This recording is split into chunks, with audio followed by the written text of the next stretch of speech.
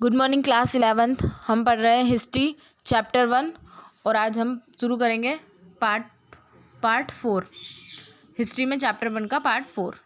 तो आज हम पढ़ेंगे भारत में नवपाषाण काल।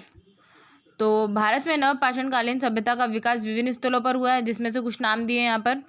भारत में कश्मीर, सिंधु प्रदेश, उत्तर प्रदेश, मध्य प्रदेश, छत्तीसगढ़, बंगाल, बिहार, असम, मैसूर, दक्षिण भारत और उड़ीसा आदि स्थलों से नवपाषाणकालीन उपकरण और हथियार प्राप्त हुए हमें। भारत में प्राप्त काल जो प्राप्त हमें जो हथियार प्राप्त हुए, जो औजार, वो एकदम सुंदर और सुडौल हैं। तो अनेक इतिहासकारों का मानना है कि नवपाषाणकालीन सभ्यता भारत के एक बड़े भूभाग में फैली हुई थी। अब हम पूरा पाषाण काल और नवपाषाण काल में अंतर देखेंगे।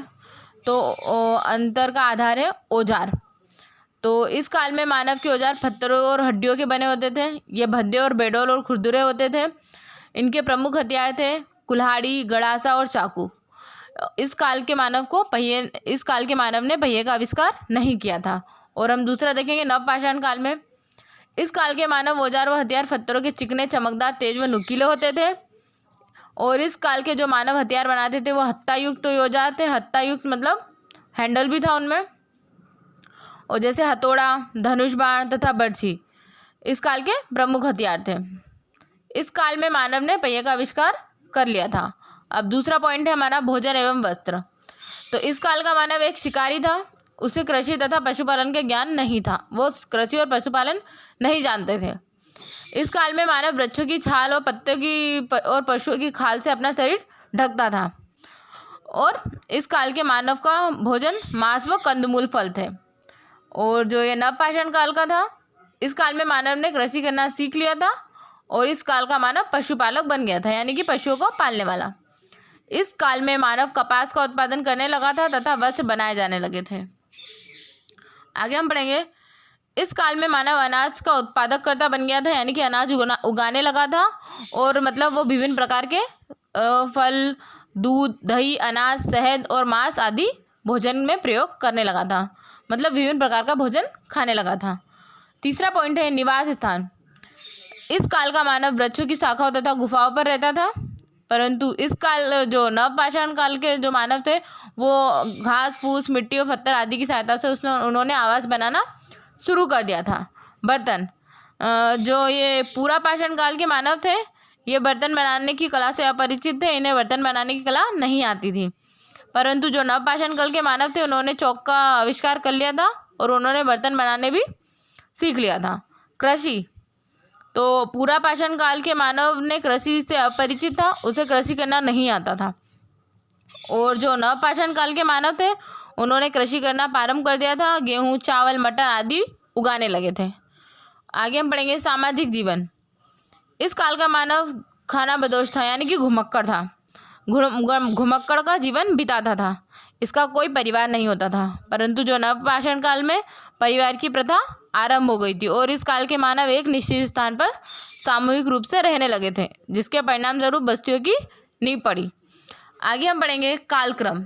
विश्व के भिन्न भिन्न क्षेत्रों में मानव प्रजातियों के विकास, ये क्रम संख्या दी हुई है। कालक्रम दिया हुआ है, निवास क्षेत्र दिया और मानव प्रजाति दिया हुआ है। तो कालक्रम है 50 लाख वर्ष से 10 लाख वर्ष के पूर्व। तो निवास क्षेत्र था अफ्रीका में सहारा के आसपास के प्रदेश में रहते थे। और मानव प्रजाति कौन कौन सी? ऑस्ट्रेलोपिथिकस, प्रारंभिक होमो और होमो इरेक्टस।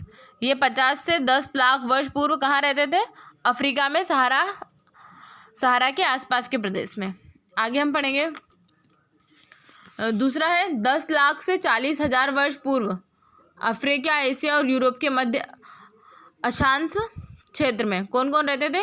होमो इरेक्टस, आग होमो सेपियंस, निएंडरथल, मानव होमो सेपियंस या आधुनिक मानव।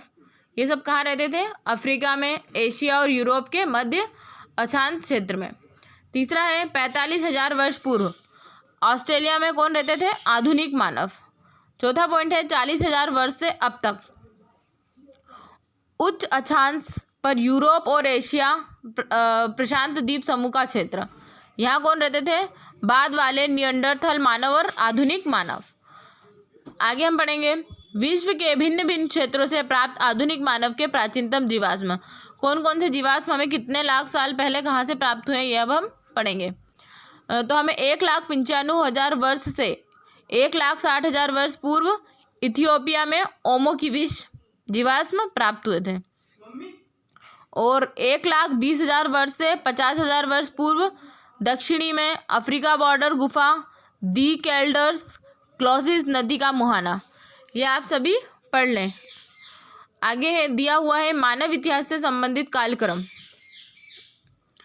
तो मानव ये इसमें दिया है 360 लाख से 240 लाख वर्ष पूर्व। ये हम शुरू में पहले भी पढ़ चुके हैं सभी चीज़ें, पर एक और बार रिवाइज करवा रही हूँ मैं, और अच्छे से पढ़ लें। नर वानर प्राइमेट का एशिया और अफ्रीका में उद्भव हुआ, यानी कि प्राइमेट्स का कहाँ उद्भव हुआ है, एशिया और अफ्रीका में। और 240 लाख वर्ष पूर्व प्राइमेट श्रेणी में एक उपसमूह उत्पन्न हुआ जिसे हम होमिनाइड कहते हैं, वो 240 लाख वर्ष पूर्व का है होमिनाइड।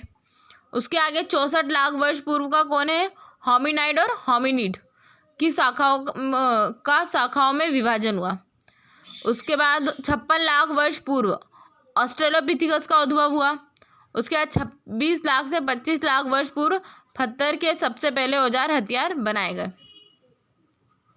उसके बाद हम देखेंगे 25 लाख से 20 लाख वर्ष पूर्व अफ्रीका का ठंडा व शुष्क होना, जिसके फलस्वरूप जंगलों में कमी हुई और घास के मैदानों में वृद्धि हुई।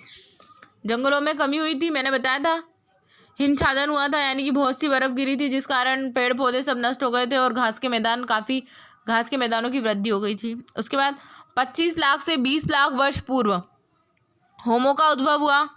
22 लाख वर्ष पूर्व होमो हैबिलस का उद्भव हुआ, और 18 लाख वर्ष पूर्व होमो इरेक्टस का उद्भव हुआ।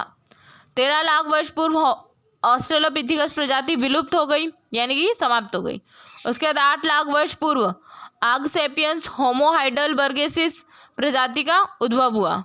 उसके बाद 1,95,000 या 90,000 भी बोल सकते हैं हम, 1,95,000 से 1,60,000 वर्ष पूर्व होमोसेपियंस यानी कि आधुनिक मानव का उद्भव हुआ। आगे दिया है मानव इतिहास से संबंधित कालक्रम तालिका 2। 3 लाख वर्ष पूर्व मृतक को दफनाने की प्रथा का सबसे पहला साक्ष्य मिला हमें, यानी कि वो जो मानव थे वो मर जाते थे तो वो उन्हें दफना देते थे और उनके पास खाने की वस्तुएं रख देते थे। 2 लाख वर्ष पूर्व हमें क्या साक्ष्य प्राप्त हुआ है, होमो इरेक्टस प्रजाति विलुप्त हो गई। 2 लाख वर्ष पूर्व मानव ने स्वर तंत्र का विकास हुआ, यानी कि वो थोड़ी थोड़ी आवाज़ें निकालने लगे। 2 लाख से 1,30,000 लाख वर्ष पूर्व 1,30,000 वर्ष पूर्व भारत में नर्मदा घाटी से आग होमो सेपियंस की खोपड़ी का साक्ष्य। 1,95,000 से 1,60,000 वर्ष पूर्व आधुनिक मानव का प्रादुर्भाव हुआ, और 1,30,000 वर्ष पूर्व निएंडरथल मानव का प्रादुर्भाव हुआ। उसके बाद 1,25,000 वर्ष पूर्व चूल्हों के प्रयोग का सबसे पहला साक्ष्य मिला। 35,000 वर्ष पूर्व निएंडरथल मानवों का लोप, यानी कि वे लोप हो गए, यानी कि समाप्त हो गए। 27,000 वर्ष पूर्व अग्नि में पकी हुई चिकनी मिट्टी की छोटी छोटी मूर्तियों का सबसे पहला साक्ष्य, और 21,000 वर्ष पूर्व सिलने वाली सुई का आविष्कार हुआ। आगे चैप्टर ख़त्म हो चुका है, आगे हम इसके क्वेश्चन आंसर कल करेंगे। धन्यवाद। पार्ट 1 हमारा समाप्त हो गया है। पार्ट 1 के प्रश्न उत्तर हम कल की कक्षा में पढ़ेंगे। धन्यवाद।